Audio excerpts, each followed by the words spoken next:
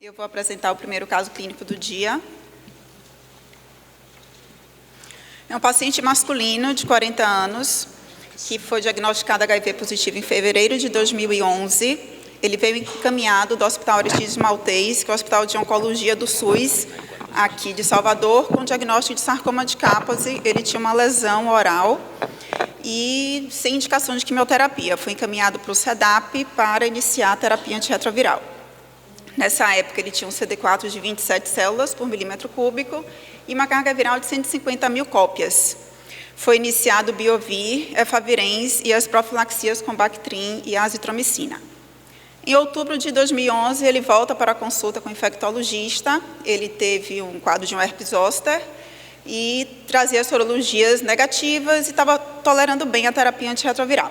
Em maio, ele tinha um CD4 de 580 células, com a carga viral de 949 cópias, mantendo a terapia com Biovir e Efavirenz. 2 meses depois, ele volta sem queixas, em uso regular de terapia antirretroviral, com um CD4 de 275 células e uma carga viral de 61 mil cópias. Foi reforçada a adesão, perguntado sobre o uso correto das medicações. Ele tinha realmente dispensas regulares na farmácia, e com base nesses exames, foram solicitados exames para confirmar a falha terapêutica e a genotipagem. Só para contextualizar, eu trouxe esse slide que mostra um estudo recente que foi publicado sobre os dados de prevalência de resistência aos antirretrovirais pré-tratamento aqui no Brasil. Os dados foram coletados entre 2013 e 2015, foram incluídos 1.500 pacientes, a população bem representativa em todas as regiões do país, e viu-se que a resistência transmitida aqui no Brasil estava em torno de 9,5%, que são dados que são compatíveis com os dados da Organização Mundial de Saúde, que variam em torno de 5% a 15%.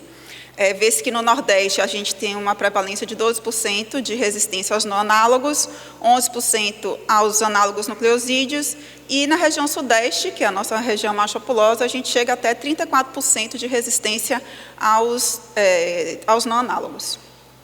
O gráfico mostra uma incidência elevada da mutação 41 e a 215, que são TANs associadas ao uso do AZT, principalmente porque essa medicação é o que estava no nosso protocolo há muitos anos, e dentre os não análogos, a 103, que é o código de mutação mais prevalente, que confere resistência aos não análogos nucleosídeos. Bom, então a gente questionou, será que esse paciente falhou por má adesão, desenvolveu resistência ou se foi resistência adquirida? Foi confirmada a falha terapêutica. Em fevereiro de 2012, o paciente foi convidado a participar do estudo SALIN, que foi um estudo justamente que comparou o uso do raltegravir com o dolutegravir em pacientes falhados a 2 classes de terapia antirretroviral. Nessa época, ele tinha uma CD4 de 330 células com a carga viral de 23 mil cópias. Ele foi randomizado para o estudo, foi iniciado tenofovir, atazana com ritona, raltegravir placebo e GSK placebo. Na semana 4, ele já apresentava carga viral indetectável, e vocês podem ver na genotipagem que ele fez pré-tratamento, antes de entrar no protocolo, ele tinha resistência à lamivudina e à nevirapina e ao efavirenz.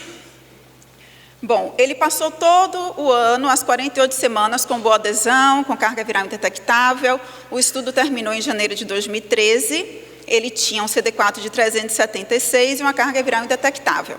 Quando foi aberto o estudo, viu-se que ele estava no braço do raltegravir, e só tem que ir pelas normas do Ministério da Saúde, ele não tinha indicação de continuar usando o raltegravir, então a medicação dele, o esquema dele foi montado com tenofovir, abacavir, atazana com ritonavir. Ele manteve medicação regular até setembro de 2013, quando abandonou o tratamento. Ficou 1 ano sem terapia antirretroviral, volta 1 ano depois com um CD4 de 110 células e uma carga viral de 40 mil cópias. E o médico assistente, voltou à terapia antirretroviral. O que é que vocês acham que a gente deve iniciar nesse contexto? O paciente vinha bem, usando esquema com tenofovir, abacavir, atazana com ritona, tinha carga viral indetectável e abandonou o tratamento. Quem que acha que a gente deve manter o esquema? Quem que acha que a gente deve modificar a terapia antirretroviral? Pensar em comodidade posológica, em uma maneira de reforçar a adesão? Estevão, você pode ajudar? Eu entendo que a alternativa de tenofovir a abacavir foi no pensamento de que o abacavir mantinha alguma atuação fenotípica, ao contrário do 3-TC. Imagino que tenha sido essa a questão. Embora os estudos, de uma forma geral, tenham demonstrado que isso não é necessário, né? Tenofovir 3-TC e um IPR, para aquela situação de genotipagem, daria conta da situação, como foi mostrado em quase todos os estudos de segunda linha que foram apresentados. Teoricamente, a princípio, numa situação dessa, a utilização de de 2 análogos contendo 3-TC e um IPR seriam suficientes, desde que não haja limitação para o uso de análogos também, né? Para dar conta dessa situação do ponto de vista de resistência. Não sei se o que o Omar... Totalmente de acuerdo con el riesgo de la opción 2, no usaríamos. Hay malos resultados anteriormente con tenofovir, abacavir y AZT, bueno, en el primer estudio donde fue una tasa de más del 50% de fallo y resistencia, entonces no hay evidencia de que sea bueno. Y la opción 4 tampoco la usaría porque no sabes, digamos, si acumuló mutaciones a nucleósidos y ahora con raltegravir, no sería una buena... No hay estudios que demuestren que se puede rescatar un fallo a inhibidores de proteasa o a no nucleósidos con raltegravir solo y 2 nucleósidos. Entonces me quedaría con una opción, la 1 o la 3, claramente, probablemente. Y también podría ser la 5, pero quizás es más complejo. Bom, o médico infectologista dele optou por voltar ao mesmo esquema, tenofovir, abacavir, atazana com ritonavir. O paciente usou apenas por 1 ou 2 meses e abandonou novamente o tratamento. Nada como ensaio clínico, né? Ele vinha tão bem durante o protocolo e aí... Bom, ele volta 2 anos depois, muito sintomático, com perda de peso, disfagia, dor epigástrica, tosse e febre. Ele foi internado no Hospital do SUS, aqui da cidade. Ele tinha um CD4 de 33 células e uma carga viral de 217 mil cópias. Nesse período foi feita investigação para tuberculose foi afastada e optou-se, durante a internação do Santo Antônio, voltar ao mesmo esquema que ele havia abandonado 2 anos atrás, juntamente com as profilaxias. Ele respondeu de uma maneira satisfatória. 3 meses depois, ele tinha um CD4 de 800 células, com a carga viral de 330 cópias por milímetro cúbico, em uso regular de medicação, que ele manteve até o ano seguinte. Em julho, novamente ele abandonou. Em julho de 2017, ele retorna para o ambulatório no CEDAP, muito sintomático novamente, perda de peso, disfagia, trazendo uma endoscopia digestiva alta que mostrava úlceras esofágicas, e ele já estava aí há uns 3 meses sem usar antirretroviral. Tinha uma carga viral de abril de 490 mil cópias e um CD4 de 18. Foi solicitada internação para tratamento dessas úlceras, investigação diagnóstica e orientado o paciente o uso correto da medicação para pelo menos em 4 a 8 semanas a gente conseguir fazer uma genotipagem e poder montar um novo esquema terapêutico para ele. Só que o paciente não usava medicação. E ele volta 3 meses depois. Nesse momento ele foi internado no Hospital das Clínicas. Foi feita uma terapia empírica para úlceras, provavelmente por citomegalovírus. Na endoscopia mostrou uma estenose esofágica importante. O paciente foi submetido a 2 dilatações esofágicas, sendo que na segunda houve uma laceração de mucosa. O paciente fez sepse, usou antibiótico, teve uma internação bem prolongada. Foi ajustada toda essa parte gastrointestinal e o paciente conseguia tolerar uma dieta pastosa e engolir os comprimidos de tenofovir. Nesse momento, a gente, para facilitar a posologia, a gente colocou o 2 em 1, tenofovir com lamivudina, atazanavir com ritonavir. E sempre orientando ele a manter uma boa adesão para a gente repetir os exames e, se indicado, fazer uma nova genotipagem. Bom, só que o paciente não usava medicação. Ele não queria saber de tomar remédio.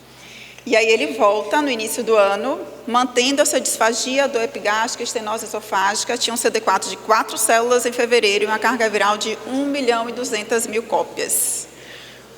O que é que a gente deve fazer nessa situação? O paciente está internado ainda, toda ajuda é bem-vinda. Es terrible pensar que uno está discutiendo el impacto de la interleuquina, la inflamación, el cáncer a largo plazo, y continuamos teniendo estos casos en los hospitales, ¿no? Tenemos situaciones sociales y personales que seguramente hacen que esta persona no pueda adherir al tratamiento y son muy buenos candidatos para long-acting regimens, probablemente, o es un espacio en que estos pueden ser una muy buena situación. Esto es una situación grave y cualquier decisión que uno tome va a ser insuficiente y trata de hacer lo menos peor. Hay algunos antirretrovirales que se pueden machacar y triturar y se pueden tomar bien. Hay evidencia muy buena de una muy buena absorción con dolutegravir y con raltegravir triturados y que se absorben muy bien, también con tenofovir. Entonces uno podría intentar armar un esquema claramente asumiendo en esta situación con 4 CD4 de no correr riesgos si el paciente pudiera tener resistencias acumuladas, seguramente. Do ponto de vista de resistência, é complexo, porque provavelmente ele nunca tomou nada direito, né? É bastante provável que ele nunca tenha tomado nada. Por outro lado, ele fez uso de tenofovir, ele fez uso de uns esquemas confusos também com tenofovir e abacavir, que pode haver uma seleção da 65R, em geral é uma combinação que pressiona muito a 65R. Eu realmente não tentaria aqui, independente da questão de ele engolir ou não, fazer, mesmo que ele estivesse engolindo bem, fazer simplesmente um IPR com dupla de análogo. Provavelmente aqui, realmente, até pela carga viral muito elevada, eu preferiria acrescentar um inibidor de integrase, no caso, aqui o dolutegravir. E tem a questão essa que foi colocada, do que você pode fazer exatamente num paciente com dificuldade de deglutição. Tem um capítulo específico do consenso europeu que trata disso, né? Até eu coloco lá no hospital essa folha, porque é uma situação que em hospital a gente passa frequentemente, situações em que você não tem como utilizar determinadas medicações porque algumas não podem ser trituradas. Eu não sei se era essa a situação desse paciente. Isso. Também era? Isso. Os IPs são, por exemplo, um problema, né? Nesse período ele estava usando sonda nasoenteral e a gente estava tentando otimizar, ver o que a gente ia fazer com a terapia antirretroviral dele. Eu trouxe alguns estudos rapidamente. Essa revisão foi publicada em 2011, justamente fala quando os pacientes não conseguem tomar pílulas. Nesse período, a gente tem poucos estudos a respeito, e esse artigo em si, ele desencoraja muito o macerar e triturar os antirretrovirais, porque a gente pode diminuir a disponibilidade e induzir resistência, e via gastrostomia ou jejunostomia, questiona-se também não teria uma absorção muito rápida, favorecendo a ocorrência de mais efeitos adversos. Esse outro estudo foi em 2012, ele já mostra alguns relatos de caso, mostrando que não há impacto na eficácia virológica de vários antirretrovirais que podem ser, então, macerados e usados via nasoenteral, via gastrostomia ou genonostomia. Ele mostra que a maioria dos casos foram descritos na pediatria, e esquemas montados com raltegravir, etravirina, tenofovir e entricitabina via gastrostomia, assim como caletra, abacavir suspensão, lamivudina suspensão, tenofovir macerado e T20, biovir, tenofovir, daruna, ritona e raltegra macerados, não teve impacto na eficácia do controle virológico, recomendando, em casos especiais, que a gente pode lançar mão dessa estratégia. Essa outra terapêutica, essa outra revisão também, não há uma recomendação específica de macerar e triturar os antirretrovirais, mas eles acham que, com base nas características farmacocinéticas das medicações, realmente pode ser que não haja impacto no controle virológico dos pacientes que realmente precisam fazer uso de antirretrovirais via sonda nasoenteral ou gastrostomia. E, por fim, esse relato de caso, que foi de um paciente masculino, 27 anos, HIV positivo com linfoma de Hodgkin, tinha um CD4 de 200 células e 5 milhões de cópias por milímetro cúbico, vinha no esquema de darunavir com ritonavir, dolutegravir, tenofovir e entricitabina. Ele, em 4 semanas, a carga viral baixou para 1.700 cópias, ele fez um quadro de infecção respiratória, sepse, foi internado na UTI, necessidade de sonda nasoenteral, e ele estava em programação de fazer ciclos de quimioterapia por conta do linfoma. Nesse período, o darunavir foi suspenso e ajustado a terapia antirretroviral dele com dolutegravir 2 vezes ao dia, abacavir, lamivudina e rilpivirina. Nesse período, ele tinha uma carga viral indetectável e 10 dias depois, com o uso de sonda e ajuste de terapia antirretroviral, foi feito o nível sérico das medicações, tanto do Daruna quanto que o Rilpivirina. A gente vê, com base nos níveis de referência, há um nível sérico menor do que o recomendado, tanto para o dolutegravir quanto para a Rilpivirina. Só tem que isso, em 10 dias, não teve capacidade de ter um impacto maléfico na carga viral. Em 10 dias, a carga viral se manteve indetectável. E, ao final do estudo, ele considera se a gente não deve aumentar a dose do dolutegravir. Ele coloca, inclusive, doses de 150 a 200 miligramas dia, considerando um impacto na absorção deste antirretroviral. Eu queria só aproveitar a presença do David. Só dizer que no site de Liverpool, não no app, no site, estou vendo aqui no computador David, tem droga a droga, tem uma seção para pacientes com dificuldade de deglutição e tem droga da antirretroviral em cada situação, como pode ser usado, não só se pode ou não, pode ser macerado ou não macerado, e se puder, como macerá-lo e como prescrever, como utilizar, etc. e tal. Todos os antirretrovirais, um a um. Bom, com base nesses... Quer falar? Não, queria aproveitar a presença do David para perguntar se ele teria uma sugestão diferente para esse caso. Eu sei que eu já usei infuvertida em situações assim, mas não sei o quanto tempo a gente ainda vai ter infuvertida, né? Eu acho que eu fui um dos últimos a usar infuvertida, porque, na verdade, você perde muito pouca coisa, já que é uma medicação que está condenada a mais pouco tempo de uso, e, teoricamente, é um bom momento para usar infuvertida, que é por pouco tempo. A gente imagina que o doente vai melhorar Sim. das úlceras esofágicas e, em breve, você vai poder simplificar o esquema. Eu não sei se o David teria uma sugestão. Na enfermaria, no T20 também.